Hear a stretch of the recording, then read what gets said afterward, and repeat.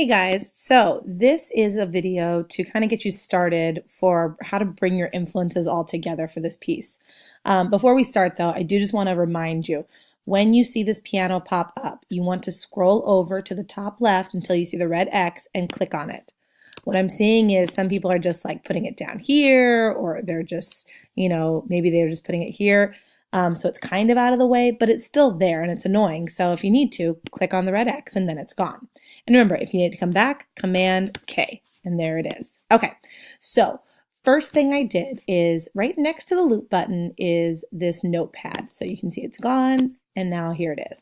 And what I did is I just wrote down different influences in my life. So my family heritage, my family's Creole, means coming from New Orleans, a lot of jazz music.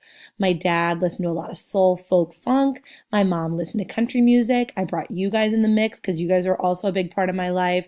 Hip hop, trap music, Latin music. I have my husband here who's a percussionist. That means drums, marimba vibes. And then I put on here that I play the flute and the piano. If you can, have a focus with this. So what I mean is, when would you listen to this kind of music? So for me, I'm going to choose something for my drive to work. I'm going to need something upbeat, fun, and exciting. So probably not a lot of like slow, songs because it's the morning and I need something to get me going. Okay, so now that I have that in mind, I'm going to go to my loops. And really at this point, it's again just a lot of exploring what works, what doesn't. I'm just going to start the process so you kind of understand what I'm going for. So I'm going to start with flute first and foremost. So let's go for, I'm going to go back to my loops and instruments. If you don't see the instrument you're looking for, what you can do is you can just search right here. So if I click flute, there they are. So then I just listen to a few. Cool, let's go for that one. So that's going to be my intro. Maybe I'm going to have it go twice. Notice that I like to put my loops directly on a bar line. That keeps everything nice and evenly beating together. If I try to put it in the middle, my strong beats are not always going to line up together. So just be aware of that. I'm seeing some people just kind of like throwing them up there randomly. Some of you guys are just like putting it not even really on a bar line, and now I've got all this space in the beginning when I hit play. Your intro should start right on one, okay? Okay, so I go back and I listen to it. Excellent. So now let's bring in some of Dad. And as you can see, Dad was soul, folk, and funk. So let's go for soul. I'm going to go to genres.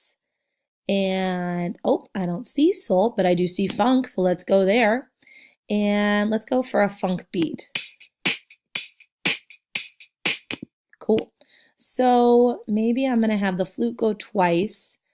And again, if I zoom in, I can see I'm literally going to go from my flute sound right into my beat sound. So that's where the beat's going to drop. And then I also need, a lot of times when a beat drops, a bass also comes in. So with this one, I'm not really going to look for anything that directly connects. I could, but I just, for sake of time, I'm not going to. Cool. This looks like something that maybe I can really start revving up. So I'm going to attach him there and bring that back. Here we go. Extend that. Everything looks great. I can visually see I'm going to have a flute intro into my funk sound.